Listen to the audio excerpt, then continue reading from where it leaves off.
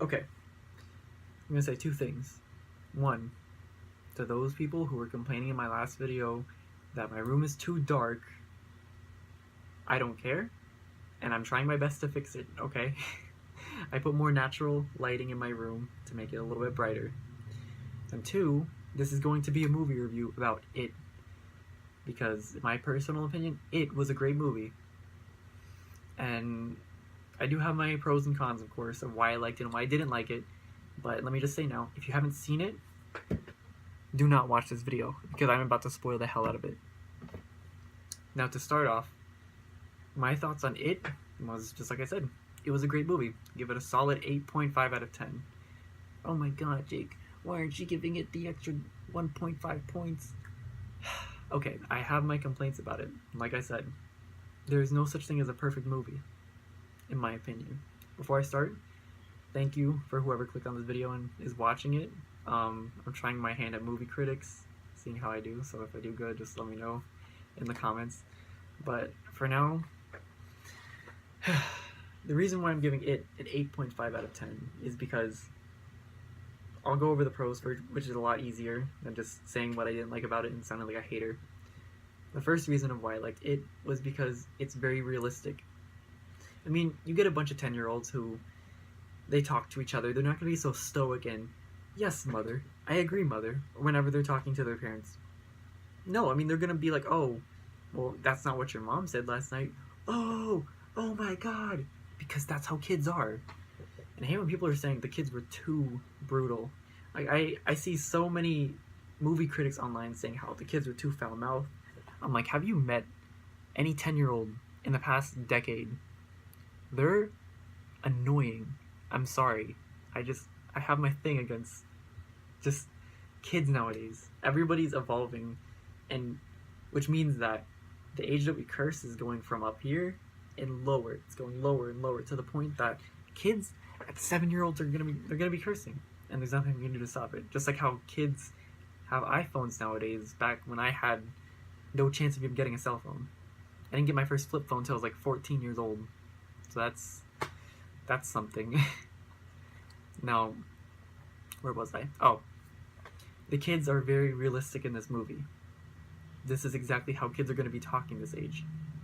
So if you think that these kids are being way too vulgar, you have obviously not met many 10-year-olds, or seen many 10-year-olds, or watched any movies about a 10-year-old in the past 10 years.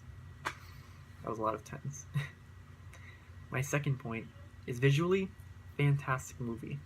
You look at the effects of a movie, and you're watching it, and you're like, oh my god, that's good. That's so realistic. And I have a lot of people that they were saying, okay, that one dance that he was doing where he was dancing like, I don't even know how he's doing. He was like moving his arms up and down and kicking his legs out. I don't want to do it because I can't dance and I'm gonna look stupid. But, okay.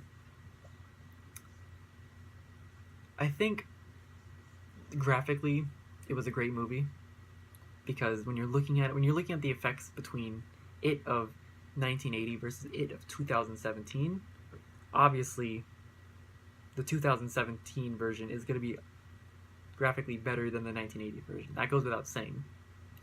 I'm looking at the graphics of it and I'm like, wow, we've really come a long way between this almost 40-year time gap between when they made the movie first and now.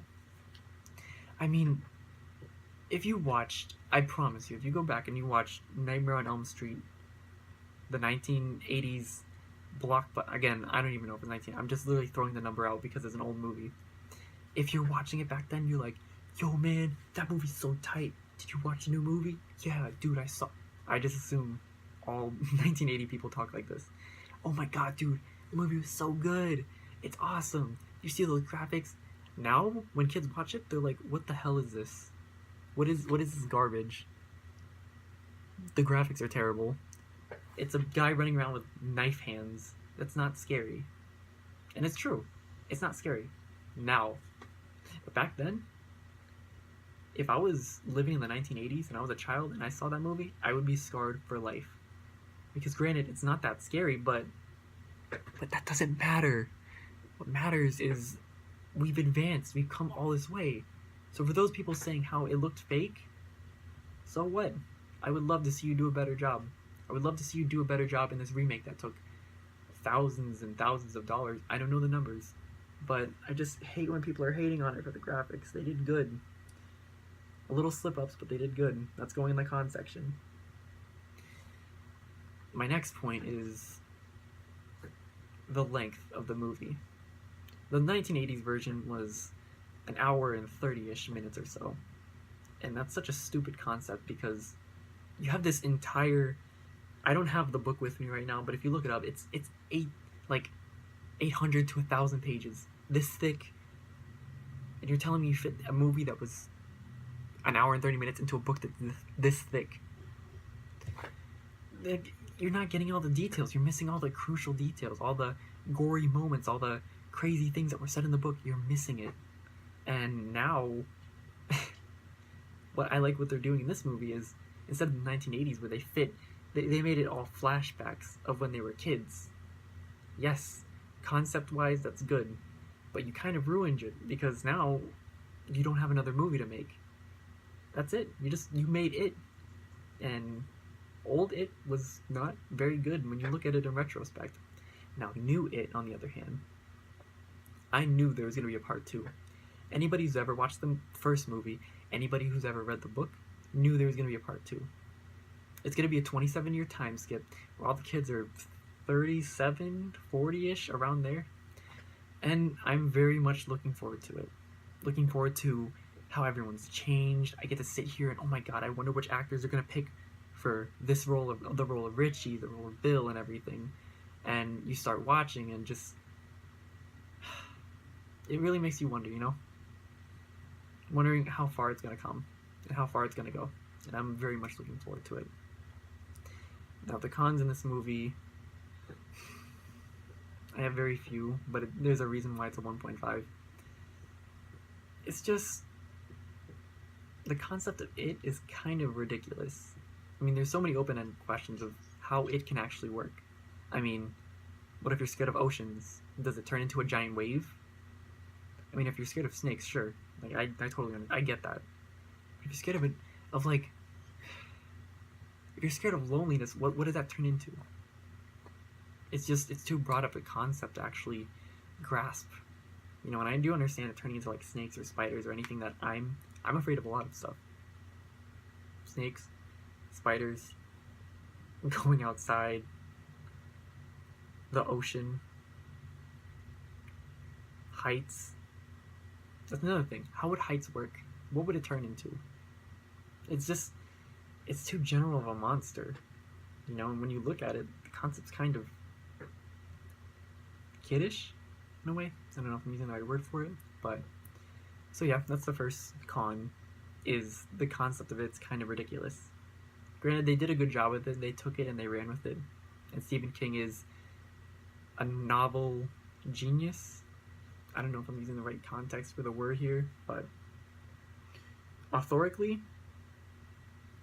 I don't know if that's a word. Authorically, yes, he is a genius. He uses something called surrealism, because his books, they could happen. Sometimes some of these books can happen. The Buick of 88, where there's another book that he wrote, where the car comes to life and is killing people, that's not realistic. But when you take Misery, a big fan of this author kidnaps this guy, nurses him back to health, and is torturing him, that's realistic. That has probably happened in the society we live in nowadays. I wouldn't be surprised if it's happened. So, the point I'm trying to make is... I'm sorry to disagree with Stephen King in just this one aspect. I 99.9% agree with him in everything else, but just the one aspect of it, like, you could have made it a more general monster. You know, like, it had the power to turn into any monster, which it technically does if you're afraid of it. I just wonder how it works if a bunch of people rush him at the same time. He's gonna get confused and turn into a bunch of things at once. I think the last con I have for this is, again, if you haven't seen this, spoiler alert, how they fought it in the first place. You're telling me this monster of unimaginable powers of fear and strength, power to rip through someone in just one slash. You're telling me this This demon was beaten by like 7-10-year-olds. Really? That's realistic. That's the stupidest concept I've heard. If they had an adult involved or something, anything, I would have loved that. I would have been like, okay, cool. That makes sense. A bunch of 10-year-olds beating on him with baseball bats and a weird gun that's not really a gun. It's like a staple gun. That's where you kind of lose me at it. You know? Why he didn't just get a giant claw and just slash through all 7 kids at once like kid shish kebab? I don't know. I'm not the writer. I'm not the director. I don't know. I just wish they gave him a more better ending in this. I know. He's alive because obviously there's gonna be an It Part 2, and there's not gonna be It Part 2 without It, because it's just gonna be movie, and that's it. But come on, like at the end of it, you know he's gonna survive. You know that it's gonna survive. Why would they waste this entire fighting scene of them trying to, oh my god, we're gonna kill it, hitting him across the face with a bat, oh my god, I'm dead, falls down into a well, and then just to have an It Part 2. And everyone's like, oh, well, great, he's not dead. I don't know why I watched that fight scene.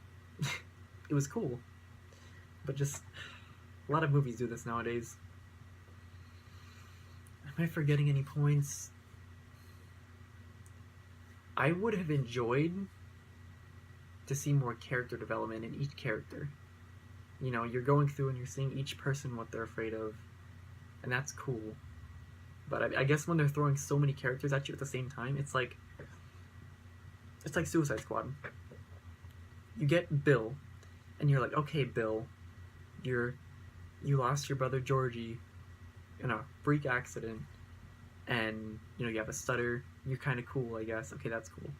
Then you start meeting more characters. You meet like Richie, and you're like, okay, Richie, the fast-talking dude that always talks. Then you get Stan. Then you get, I'm terrible for forgetting his name, Eddie, Mike, Beverly, the bully, Henry. You're getting all these characters, and you're getting introduced to them, and you're like, okay, he does this. There's just too many side things going on with each other, and you start kind of losing track. And you're like, okay, oh, I'm getting into this story. Oh, hold on. Okay, now it's Henry's story. Oh no, wait, hold on. Now it's Beverly's story. You're getting all this whiplash of looking back and forth between which character you're trying to follow, because you could really fall in love with a character like Bill. I wanted to see more character development in Bill, because it just ended up with just him, oh, come home with me, Georgie. Oh, you're not Georgie. That's it. But just Bill doesn't have enough screen time. Maybe I'll start a hashtag make time for Bill, because he was not given enough screen time.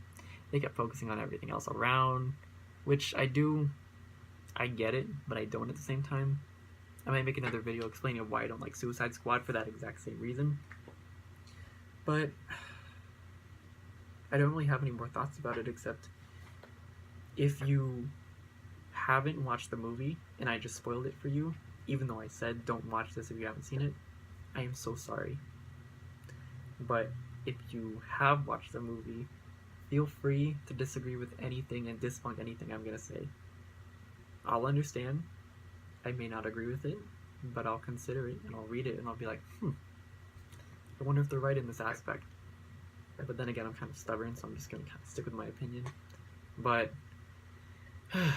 I think that's all the opinions I have for it, except just go watch it if you haven't seen it. It's a fantastic movie. I would watch it again if I wanted to pay the $10 to get a movie ticket, or just wait for it to come out on Redbox. But my advice is watch it. It is definitely worth it, and I give it an 8.5. Now, if you guys want me to do more movie reviews of like, you can just give me like suggestions down below, like, oh, do Suicide Squad. I really want to do Suicide Squad, but I feel like it's kind of an irrelevant movie now. It's kind of old at this point. Just let me know down in the comments of what movie you want me to do. I'm thinking of doing one for that new movie Happy Death Day, the one that's coming out on Friday the 13th. It looks so bad. I can't wait to watch it. This is not my sarcastic voice. This is me very excited to watch a movie about a girl getting killed every single day on her birthday that keeps repeating. It's like the horror movie of Groundhog Day. It's like a horror movie version of that. And it's like, I liked Groundhog Day. I don't want to see a horror movie version of it. No. But I'm getting ahead of myself because I haven't even seen the movie yet. I could watch it and think it's phenomenal. So, yeah, just again, let me know in the comments, and thank you guys so much for watching. And I appreciate all the views that I get, all the nice comments, all the people saying, "Oh, dude, I liked it. It was good." And I'm like, "Thank you. I'll try to improve my content so it gets a little better over time." But for now, thank you guys for watching, and I'll see you in the next one.